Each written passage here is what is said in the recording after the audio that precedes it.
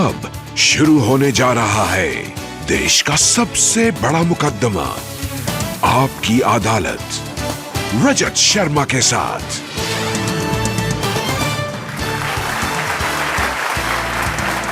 नमस्कार, आपकी अदालत में आपका स्वागत है। आपकी अदालत में आज पेश करेंगे एक ऐसी शख्सियत को जिसने अपनी हिम्मत से, अपनी चतुराई से देश का नाम किया, लेकिन जहां भी रहे किसी न किसी कंट्रोवर्सी ने इनका पीछा किया। वो चीफ ऑफ आर्मी स्टाफ रहे और अब भारत सरकार में मंत्री हैं। प्लीज वेलकम भारत सरकार के विदेश राज्य मंत्री जनरल वीके सिंह।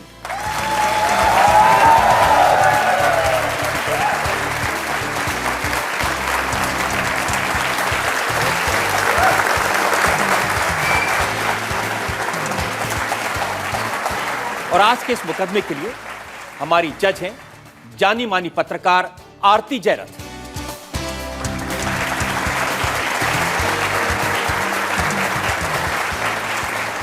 इससे पहले कि आपकी अदालत में आज का मुकदमा शुरू करें, इल्जामात सवालात का सिलसिला शुरू करें, आज की जज आरती जयरथ की इजाजत चाहेंगे कार्रवाई शुरू करने के लिए। शुरू की जाए। और इससे पहले कि मैं पहला सवाल पूछूं, इल्जाम लगाऊं जनरल वीके सिंह पर, एक नजर डालेंगे जनरल वीके सिंह के करियर पर। जनरल वीके सिंह पहले आर्मी चीफ हैं जिन्होंने रिकॉर्ड मार्जिन से लोकसभा का चुनाव जीता। जनरल वीके सिंह पहले आर्मी चीफ हैं जो केंद्र की सरकार में मंत्री बने। आर्मी में जनरल वीके सिंह का सर्विस रिकॉर्ड शानदार रहा। 1971 में वीके सिंह ने एक नौजवान कैप्टन के रूप में बांग्लादेश वॉर में हिस्सा लिया। सोल्जर से आर्मी की सबसे ऊंची पोस्ट पर पहुंचने वाले वीके सिंह 21 महीने तक आर्मी चीफ रहे। जनरल वीके सिंह का कार्यकाल एक्शन और कंट्रोवर्सी से भरपूर रहा। रिटायर होने के बाद जनरल वीके सिंह अन्ना हजारे के भ्रष्टाचार विरोधी आंदोलन में नजर आए। नरेंद्र मोदी ने अपनी सरकार में जनरल वीके सिंह को राज्य मंत्री बनाया। विदेश राज्य मंत्री के रूप में जनरल वीके सिंह हमेशा खबरों में बने रहते हैं। आपकी अदालत में जनरल वीके सिंह अपनी पैरवी खुद करेंगे। मुकदमा शुरू होता है। आपकी अदालत में पहला इल्जाम जनरल वीके सिंह पर। आपकी अदालत में जनरल वीके सिंह पर आरोप है कि आप खुद ही अपने दुश्मन हैं।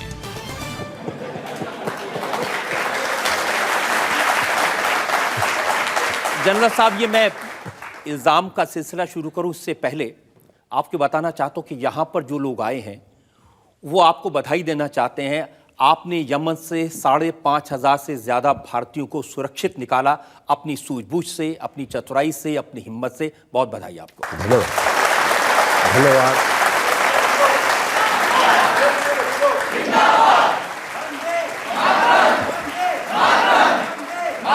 और जिबूती जहां पर आपने कैंप किया, मैं जानता हूं कि कोई भी अफसर, कोई भी मंत्री, कोई भी नेता ये काम नहीं कर सकता। आपकी जो फौज की ट्रेनिंग है वो शायद काम आई होगी। बिल्कुल, 42 साल जो फौज में बिताए हैं उसका असर था और उसका काफी फायदा है।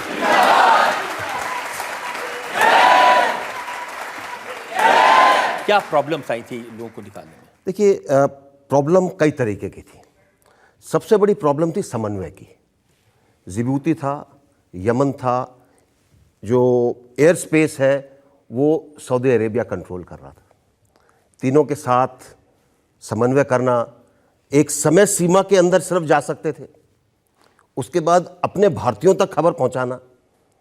रोज़ कोई ना कोई नई चीज़ आती थी। किसी दिन जिबूती में हमको कोई समस्या आती थी, दूसरे दिन हम सोचते थे इसको हमने हल कर लिया है, तो वो सना के अंदर आ जाती थी या अदन में आ जाती थी या हुदैदा में आ जाती थी। कहीं ना कहीं कोई नई चीज़ शुरू हो जाती थी।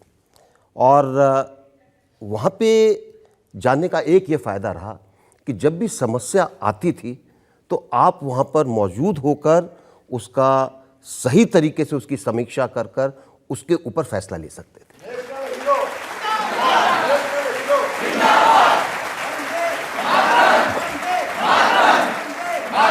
7 दिन की बच्ची को वहाँ से बचा के लाना, वाकई में जब उसको देखा तो आंख में आंसू आ गए और आपकी बहुत याद आई कि आपने बहुत अच्छा काम किया है। नहीं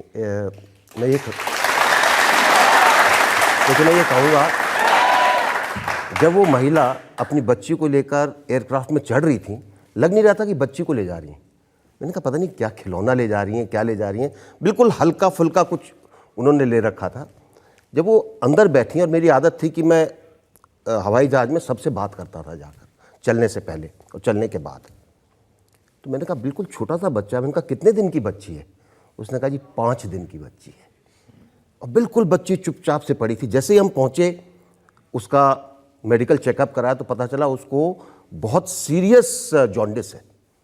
वहाँ पर एक हमारी भारतीय डॉक्टर हैं उमा जी, जो आर्म्ड फोर्सेस मेडिकल कॉलेज के अंदर पढ़ी हुई हैं। उनको मैंने कहा अब आपको कर्ज चुकाना है, आप कॉलेज छोड़ने के बाद सिविल लाइफ में चली गई, तो फौज का कुछ कर्ज चुकाइए आप। तो उन्होंने उसकी देखभाल की और इंक्यूबेटर उन्होंने एक लिया, अगले दिन उसको जहाज़ में रखा, उसको बच्ची को लेकर आए, बच्ची सुरक्षित है, बड़ी खुशी की बात है। ये भी सही है कि वहां पर आपने थोड़ी मनमानी भी की। आखिरी दिन सना में एटीसी ने एयरक्राफ्ट को उतरने की इजाज़त नहीं दी थी, आपने ज़बरदस्ती उतारा। देखिए, फैसला लेना ये था अपने 600 लोगों को निकाला जाए या वापस बात मान के चली जाए। तो वापस जहाज चला, उसको रूट वगैरह अलग दिया गया, लेकिन हमने कोशिश की कि किसी तरह से हम जाकर अपने 600 लोगों को निकालना है। 616 लोगों को उस दिन निकाला हमने। उस दिन हवाई अड्डे पर कोई और बचा नहीं था। इस 616 में से तकरीबन 140 विदेशी थे। तो मेरे ख्याल से लोगों को बचाने के अंदर अगर थोड़ी बहुत रिस्क ले ली जाए, और जायज़ रिस्क, ये नहीं कि किसी को खतरा हो उससे, तो ऐसे काम के लिए सब चीज़ जायज़ है। आपने वाकई में अच्छा काम किया, जिसको लेकर यहाँ लोगों ने आपके जय के नारे भी लगा दिए। लेकिन इतना अच्छा काम करने वालों को यहाँ हीरोज़ वेलकम मिलना चाहिए था। आपके काम की तारीफ हो रही थी, ऐसे में आपने खुद उसको पंचर कर दिया, अपने आप से खुद दुश्मनी कर ली। आपने कह दिया, मजाक उड़ा दिया अपने काम का। आपने कहा कि ये जो मैं काम कर रहा हूँ ये हाई कमिश्नर में जाने से कम एक्साइटिंग है। देखिए, क्यों अपने तो दुश्मनी करते हैं आप? रजत जी, ऐसा है, दुश्मनी नहीं है। देखिए, हम लोग फौजी लोगों की एक खासियत होती है, जब आप लड़ाई में होते हैं, कठिन काम में होते हैं, ऊंचा पहाड़ आपको दिखाई देता है, तब आप अपने आप को पुनः तगड़ा करने के लिए आपस में मजाक करते हैं, कुछ व्यंग करते हैं, कुछ कटाक्ष करते हैं। और उस कटाक्ष को और व्यंग को अगर गलत ले लिया जाए तो उसमें मेरी गलती नहीं है।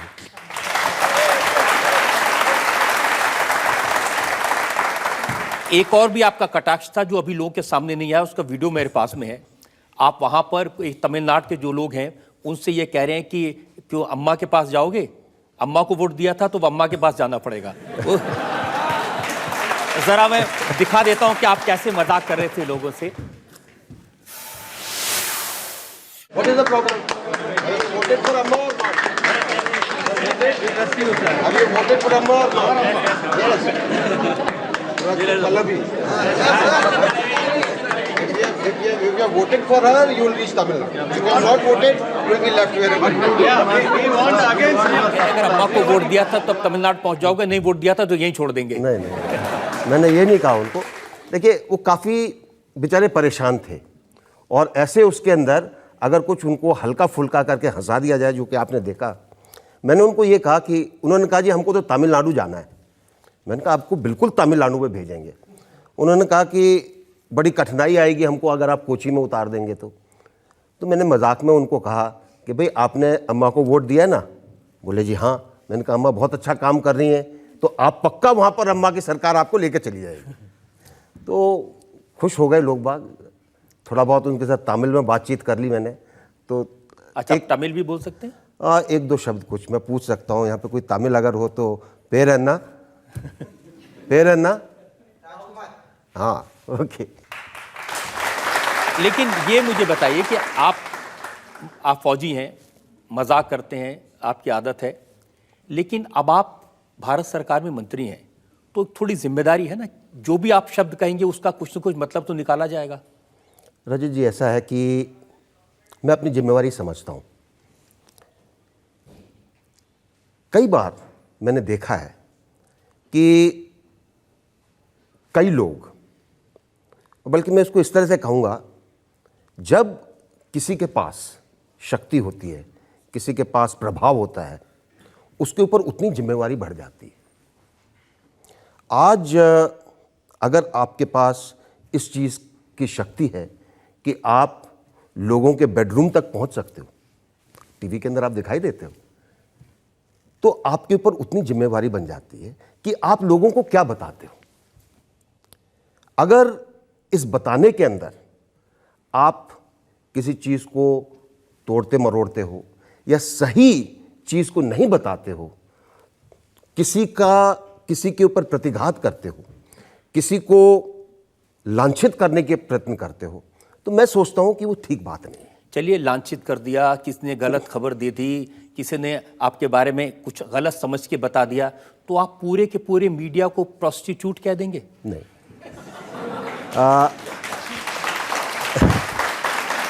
पहले तो राजेश जी, मैं एक चीज़ आपको बताना चाहूँगा।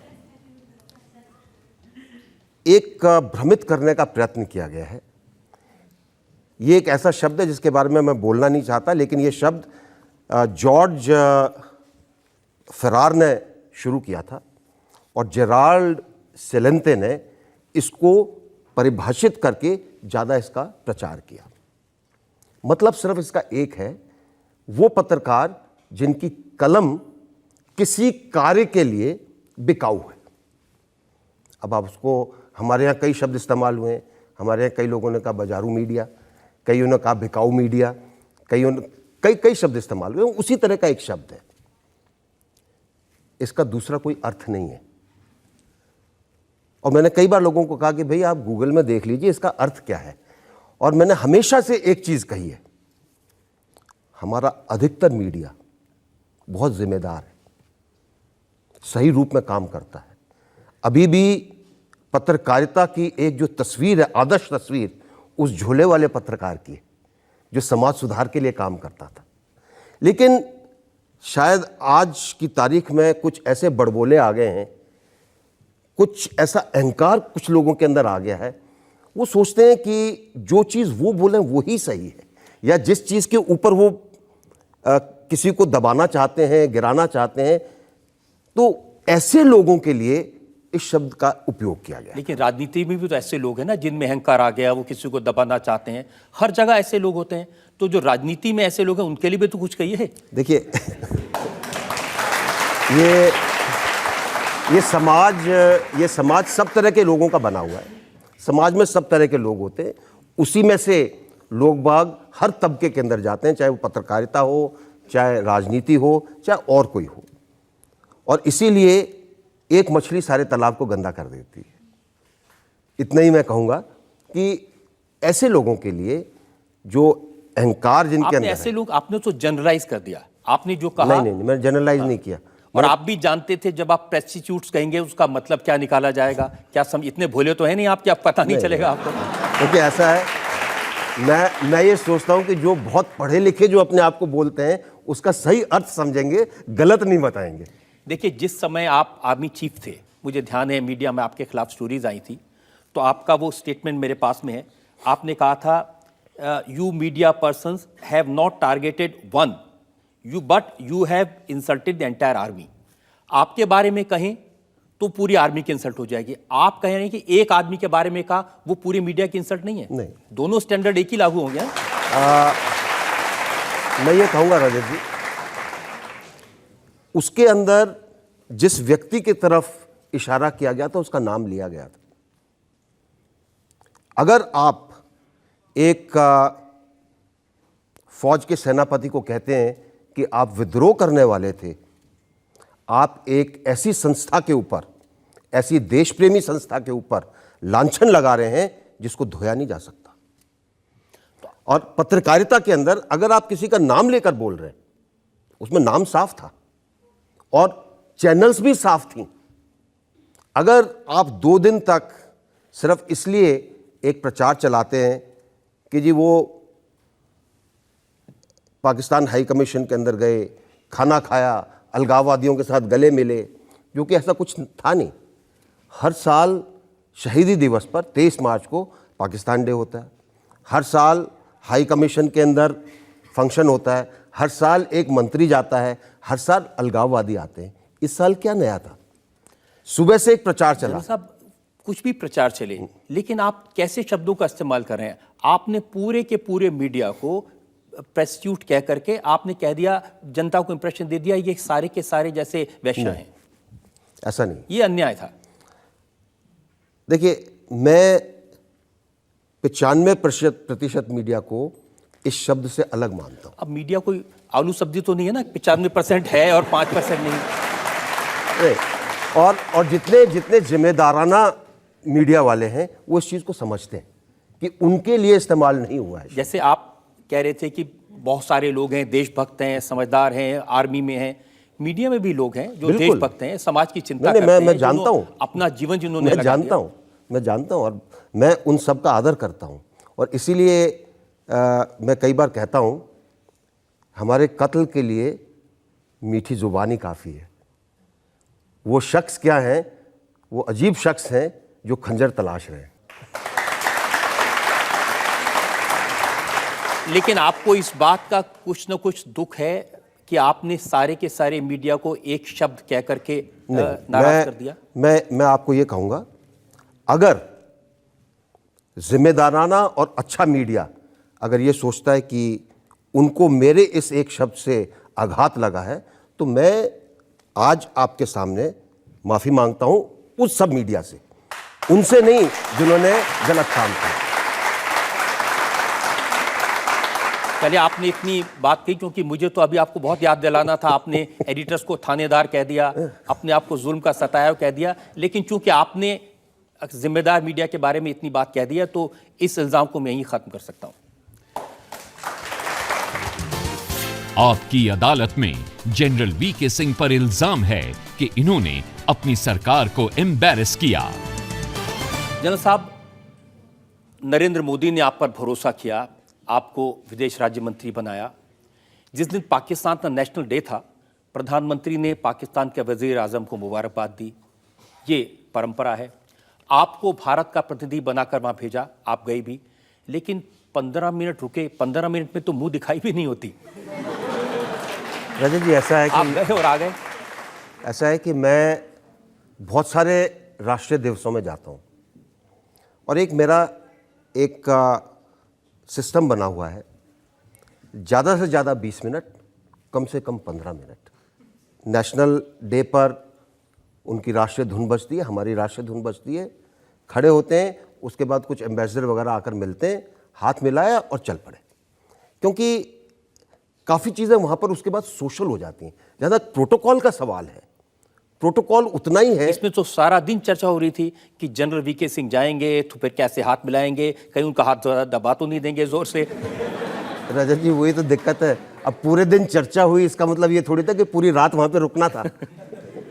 तो जो एक अपना सिस्टम है, जो औपचारिकता है, देखिए औपचारिकता, प्रोटोकॉल और पॉलिसीज में फ़र्क होता है। तो जहाँ तक औपचारिकता है, जहाँ तक प्रोटोकॉल है, उसको आप पूरा करिए। लेकिन इंप्रेशन ये क्रिएट कर दिया था आपकी बातों ने कि जैसे आपका मन नहीं था और ज़बरदस्ती आपको भेजा जा रहा था। ऐसा कुछ नहीं था। और जिन लोगों ने उन 2 ट्वीट्स को तोड़ा मरोड़ा,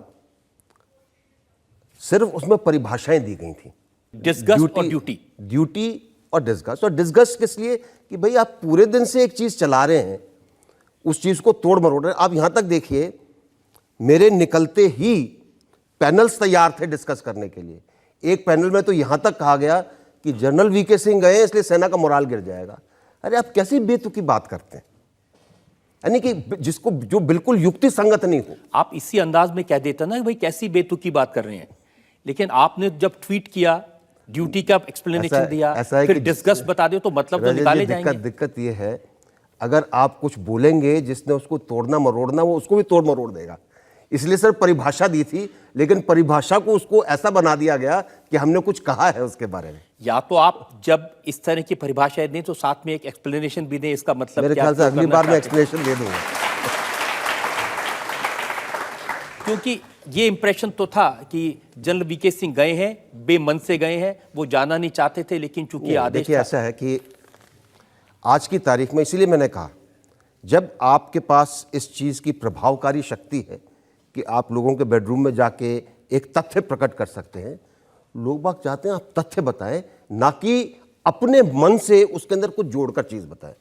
अगर आप उसी चीज़ को कहें कि हाँ जी आज का दिन था, जैसे हर साल होता है, कोई नई चीज़ नहीं है, लेकिन आपने एक मुहिम के तौर पर अगर वो चलाया सुबह से, तो उसका कुछ उद्देश्य दूसरा था। उसकी वजह थी, और वो बात मैं आज आपसे पूछ लेता हूं। आप विदेश मंत्रालय में मंत्री हैं। भारत सरकार ने पाकिस्तान से बातचीत करना इसलिए बंद कर दिया था क्योंकि सेपरेटिस्ट से बात की थी पाकिस्तान के हाई कमीशन ने। अब वही सेपरेटिस्ट उस नेशनल डे में बुलाए जाएं, वहां मेहमान बन के जाएं और वहां भारत के विदेश राज्य मंत्री जाएं, ये अच्छा लगेगा? देखिए ऐसा है, दोनों परिवेश अलग अलग हैं। जब भारत सरकार ने बातचीत बंद की थी, उस समय भारत सरकार ने एक चीज़ कही थी कि माहौल ठीक बनाया जाए ताकि सेक्रेटरी लेवल की बातचीत चल सके। लेकिन उच्चायुक्त ने अलगाववादियों को आमंत्रित किया कि वो आके उन्हें बताएं कि इस चीज़ के अंदर क्या चीज़ शामिल की जा सकती है। जहां पर नेशनल डे का सवाल है, वो एक औपचारिकता थी। हर साल अलगाववादी आते हैं। कई बार ऐसा किस्से हुए हैं जबकि दोनों देशों के बीच में काफ़ी टेंशन थी, लेकिन फिर भी हमारे मंत्री गए। तो अब की बार ऐसा क्या था? तो ये एक जो आप ये फर्क ये था कि जब इलेक्शन कैंपेन करते थे तो आप भी और मोदी जी भी जिस तरह की बातें पाकिस्तान के बारे में कहते थे, आज लगता है वो बातें भूल गए। उन्होंने हमारे जवानों के सर काटे, हम उनसे हिसाब चुकाएंगे। देखिए, हिसाब चुका लिया?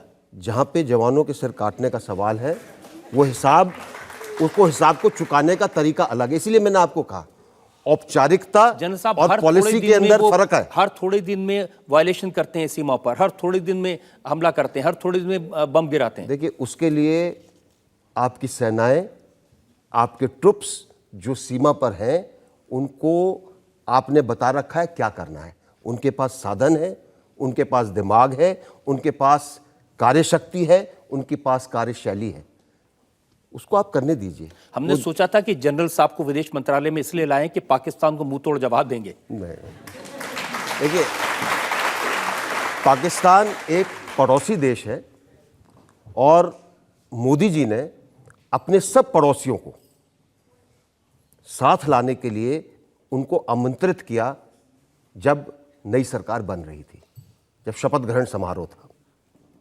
उसका एक उद्देश्य था, आप दोस्त और दुश्मन चुन सकते हैं, पड़ोसी नहीं चुन सकते। पड़ोसी तो पड़ोसी रहेगा। अब आपने उसके साथ कैसे रहना है वो आपके ऊपर निर्भर है।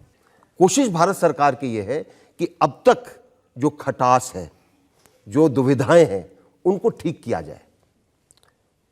इसके अंदर दोनों तरीके के काम होते हैं। एक डिप्लोमेटिक तरीके से काम होता है, दूसरा आप बताते हैं कि देखिए ये हद है, इसको पार मत करिएगा। लेकिन इन सब के अंदर औपचारिकताएं वैसी की वैसी रहती हैं। क्या पाकिस्तान ने हद पार नहीं कर ली जब उसने लखवी को जो जेल में नजरबंद था छोड़ दिया?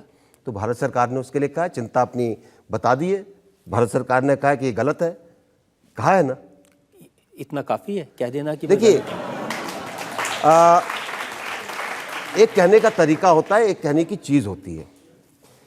एक तो आप ये कहें कि ठीक है भाई आपने छोड़ दिया कोई बात नहीं, एक आपने जो संदेश दिया है कि देखिए ये चीज गलत है, इसके लिए हम कुछ ना कुछ करेंगे, जो उसके पीछे का आशय है। अगर उस देश को ये समझ में आ जाती है बात, वो अपने आप काम करेगा। जब 26/11 की बात हुई थी, आपकी अदालत में मैंने मोदी जी से पूछा था कि अगर आप होते तो क्या करते। उन्होंने कहा मैं उनको उसी की भाषा में जवाब देता।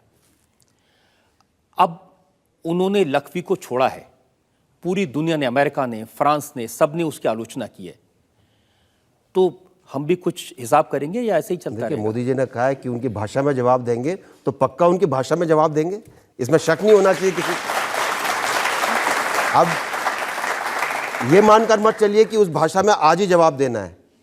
वो दिन समय क्या होगा वो निर्धारित तौर पर होगा, ताकि जब चीज लगे तो अच्छी लगे। ये एक ऐसा सवाल है पाकिस्तान से जो लोगों के दिल में वाकई में जुड़ा हुआ है। आप यहाँ थर्ड रो में। हाँ सर, मेरा आपसे एक छोटा सा सवाल है। हाँ जी। हम महात्मा गांधी के सिद्धांत पे चलते हैं, कोई हमें एक थप्पड़ मारे तो हम दूसरा गाल भी आगे कर देते हैं। पाकिस्तान हमारे एक गाल पे भी मार रहा है, दूसरे भी मार रहा है, फिर दोबारा मारे जा रहा है, और हम केवल गांधी जी के सिद्धांत पे खड़े हैं। क्या हम भगत सिंह, सुखदेव, राजगुरु, जो चंद्रशेखर आजाद थे, उनकी तरह क्या पाकिस्तान पे चढ़ाई नहीं कर सकते? देखिए,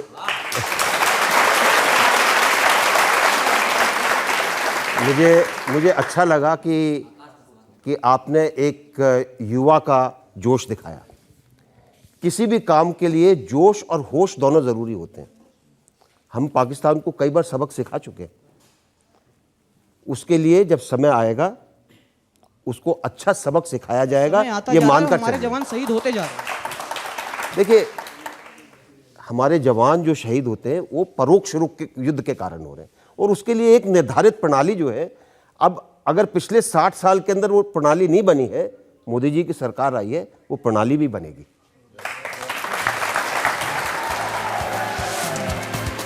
आपकी अदालत में जनरल वीके सिंह पर आरोप है कि ये राजनीति में मिसफिट हैं।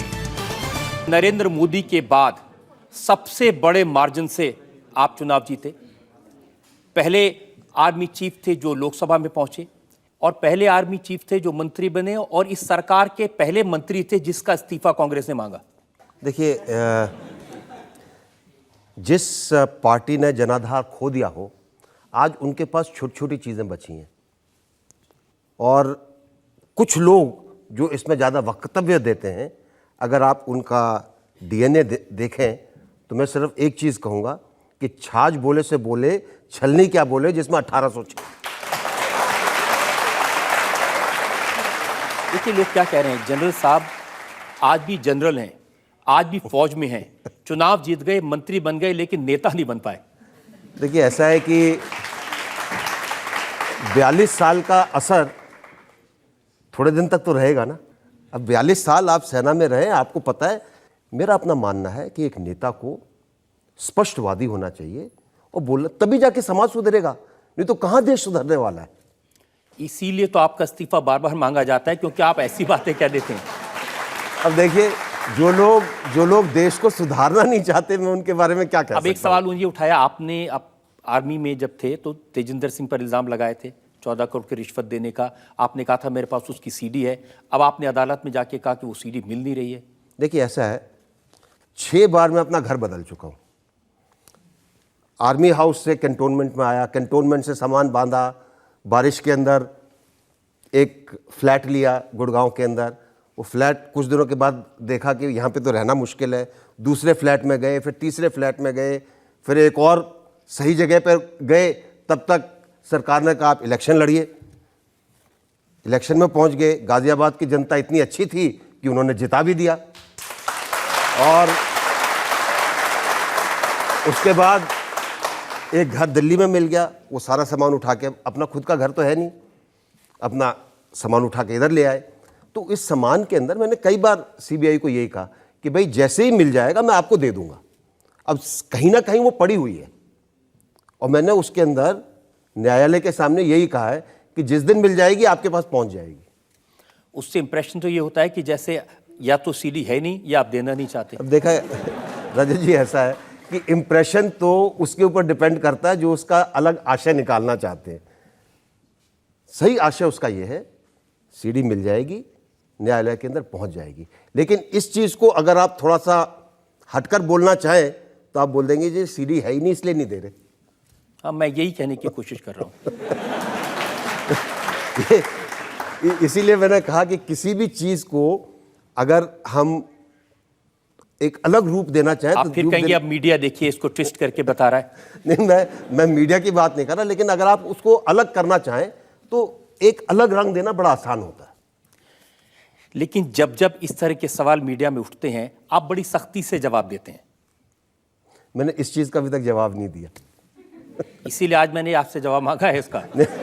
मैंने आपको जवाब दिया कि जिस दिन मिल जाएगी चीज पहुंचा दूंगा मैं। लेकिन गाजियाबाद के लोगों ने यह भी सोशल मीडिया में लिखा है कि जनरल वीके सिंह को तो डिफेंस मिनिस्टर होना चाहिए था, ये गलत मंत्रालय में चले गए।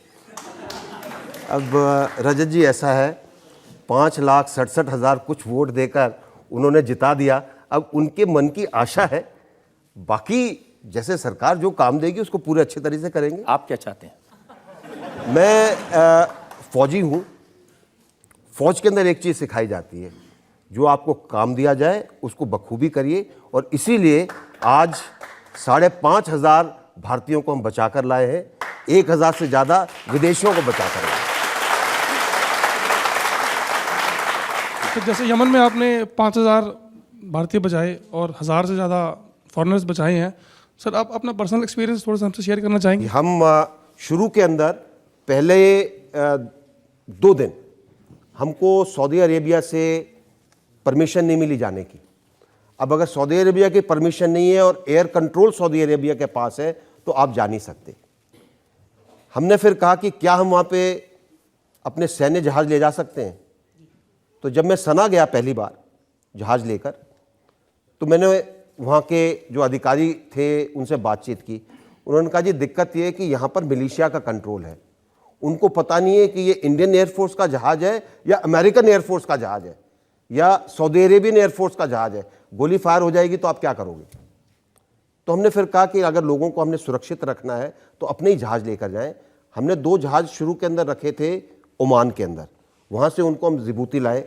जिबूती से जाकर एक और हमारे पास जो दिक्कत आई वो ये थी, इमिग्रेशन की दिक्कत थी। यमन से आने के लिए एग्जिट वीज़ा की ज़रूरत पड़ती है, जो कि उनके इमिग्रेशन अथॉरिटीज़ लगाती हैं। हमारे कई लोग ऐसे थे, बल्कि एक ऐसा केस था कि वो यमन के लोग दंग रह गए। विजिट वीज़ा के ऊपर एक शख्स गए थे, 6 साल वो ओवरस्टे कर गए। अब वो यमन वाला कहता है जी मैं इसको कैसे करूं। अब उनको मनाना पड़ा कि जी इसको ऐसे करिए। एम्बेसी को काफ़ी उसमें मशक्क़त करनी पड़ी, हम लोगों को कुछ इन्फ्लुएंस इस्तेमाल करना पड़ा। तो और जो लोग निकल कर आ रहे थे, अमूमन क्या होता है हमारे लोगों के अंदर, आखिरी मिनट में निकलने की कोशिश करते हैं कि आज कुछ नहीं हो रहा, चलो अभी ठीक हो जाएगा। जो एडवाइजरी है वो जनवरी के अंदर ख़त्म हो गई थी। तो जो रश जो आता है, अब उसके अंदर उनको लाने में कठिनाई होती है। और फिर ये रहता है कि आप आगे, एक मैं आपको किस्सा बताता हूँ। एक महिला थी, मैं उनका सामान हमने भिजवाया, थोड़ी देर के बाद दौड़ती आई। मैंने कहा क्या हो गया? बोली मेरी फ्रेंड अभी बची है। मैंने कहा भाई वो आ रही है आपकी फ्रेंड? बोली नहीं नहीं मैं उसको हाथ पकड़ के लेके जाऊंगी। तो उनको ले जाना, समय के अंदर लोगों को अंदर बैठाना, और सामान उनका किस तरह से जाएगा ताकि हम उस समय की जो विंडो हमको दी गई थी वो निकाल के ले जाएं, काफ़ी। और उसके बाद हम ये हमेशा सोचते थे कि जैसे ही वहाँ पर पहुँचें जिबूती में, उनके लिए खाना हो, पानी हो, जो हमारा जो दूसरा जहाज़ है उसका समन्वय ऐसा हो कि यहाँ से उठा के उनको एकदम से बैठा दिया जाए। हमने पानी के जहाज़ वहाँ पे रखे थे। लग्जरी लाइनर एक भारत का चलता है कोची से लक्षद्वीप पे, कोरल करके, जिसको हम अपने साथ ले गए थे। कुछ लोगों को हमने पूछा कि आप जहाज़ में जाना पसंद करेंगे, बहुत कंफर्टेबल जहाज़ है। उनका नहीं हम तो हवाई जहाज़ से ही जाएंगे। तो काफ़ी समस्याएं थी। जनरल साहब, जो बहुत सारे सवाल मेरे पास में मेल और SMS के जरिए आए आपसे पूछने के लिए, उसमें एक सवाल ये भी है कि यमन में जो भारतीय थे 5,500, उनको तो ढूंढ के ले आए, राहुल गांधी खो गए हैं, उनको भी ले आइए।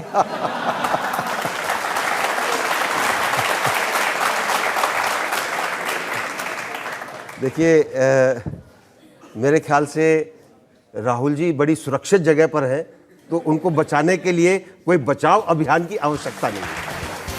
आपकी अदालत में जनरल वीके सिंह पर इल्जाम है कि इन्होंने गैर जिम्मेदाराना बयान दिए।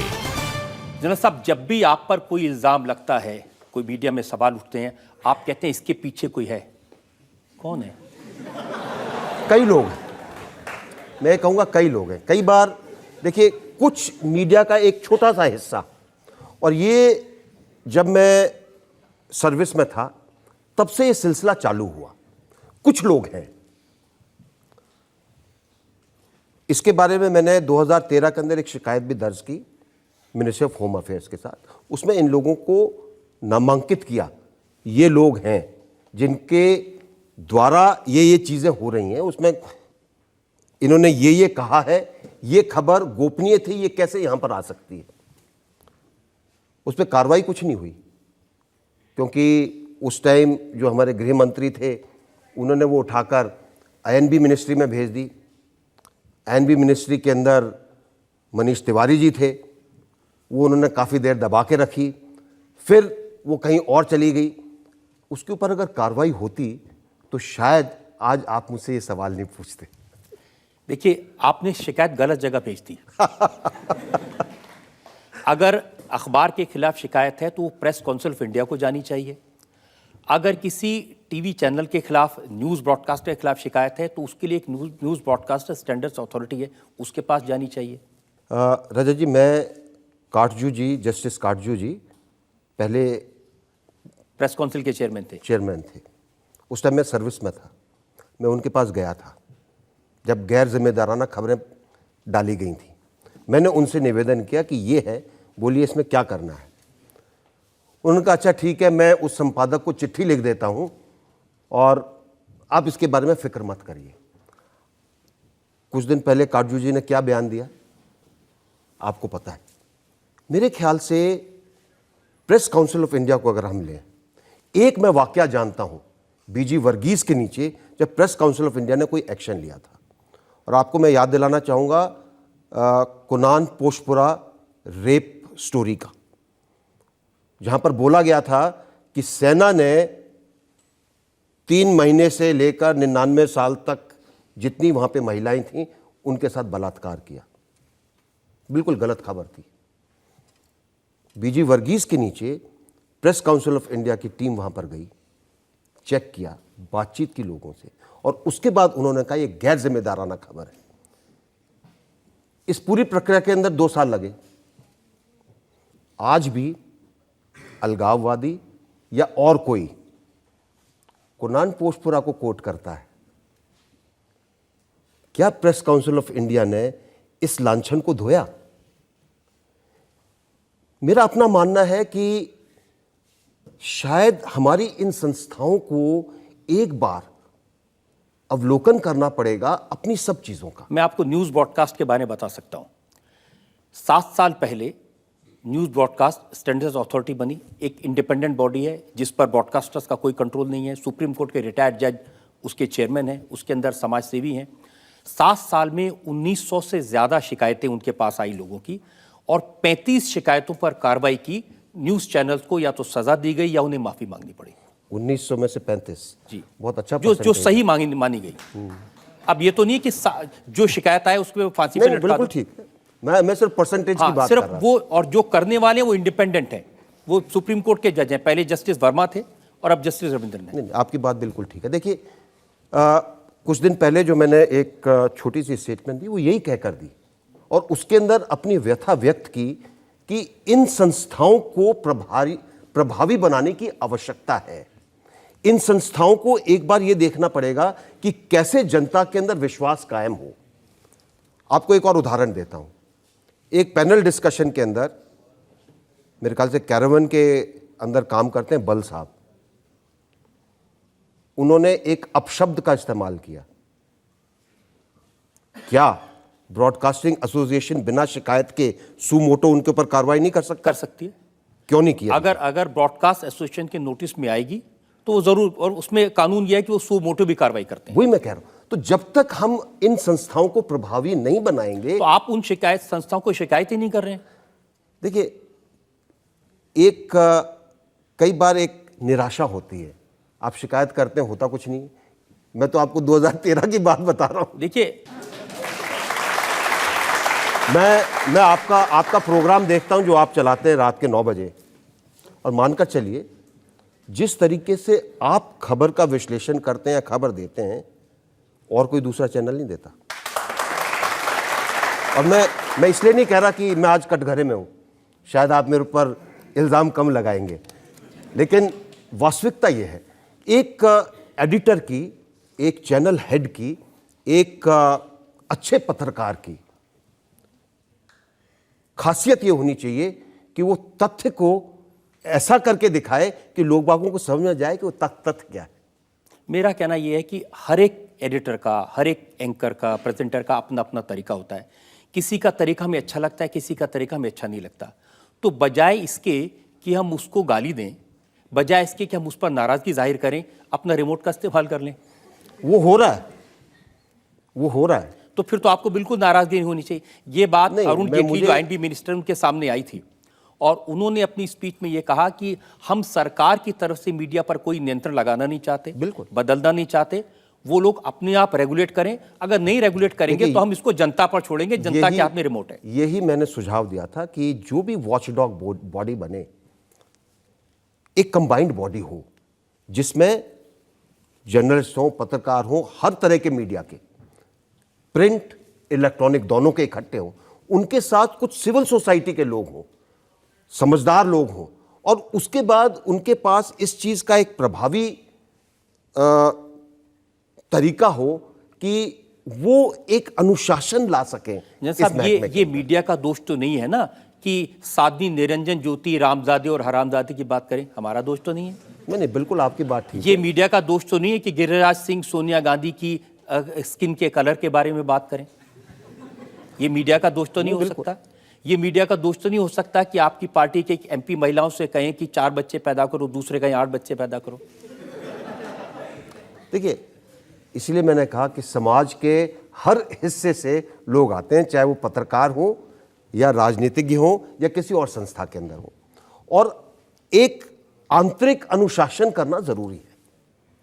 उन लोगों को भी तो कुछ कहिए जो सभी कर रहे हैं। मैं कह रहा हूं आंतरिक अनुशासन सबके लिए जरूरी है, मेरे लिए भी जरूरी है, आपके लिए भी जरूरी है, उन लोगों के लिए भी जरूरी है। जैसे गुस्सा आप मीडिया पर दिखाते हैं, कभी उनकी तरफ भी थोड़ा सा गुस्सा बिल्कुल दिखाइए। बिल्कुल उतना ही गुस्सा दिखाता हूं। आज हमने मुकदमा चलाया भारत सरकार के विदेश राज्य मंत्री जनरल वीके सिंह पर। हमने उनसे पूछा मीडिया को लेकर उनकी नाराजगी के बारे में, उनके बयानों के बारे में। हमने उनसे पूछा उनके कंट्रोवर्शियल स्टेटमेंट्स के बारे में और एक फौजी से नेता बनने के सफर के बारे में। अब वक्त है आपकी अदालत में आज की जज आरती जैरत के फैसले का। जनरल वीके सिंह, पहले तो पब्लिक के साथ ये अदालत आपको बहुत बधाई देना चाहती है। धन्यवाद। आपका यमन का इवैक्यूएशन ऑपरेशन बहुत ही सफल रहा। दुनिया के कोने कोने से तारीफें आ रही हैं, लेकिन इस बीच में एक भारी कंट्रोवर्सी भी उठी है आपके ट्वीट को लेके। जनरल वीके सिंह, ये अदालत ने आपका डिफेंस गौर से सुना। ये अदालत का कहना है कि आप जैसे रिस्पेक्टेड पब्लिक फिगर को सोशल मीडिया का इस्तेमाल सोच समझकर करना चाहिए। मीडिया के लिए प्रेस्टिट्यूट जैसे शब्द का इस्तेमाल करना शोभा नहीं देता। मीडिया भी हमारे डेमोक्रेसी की एक पिलर है और शायद आप आगे से सोशल मीडिया का इस्तेमाल थोड़ा कम कीजिए। आपका जो अच्छा काम है कंट्रोवर्सीज में डूबना नहीं चाहिए।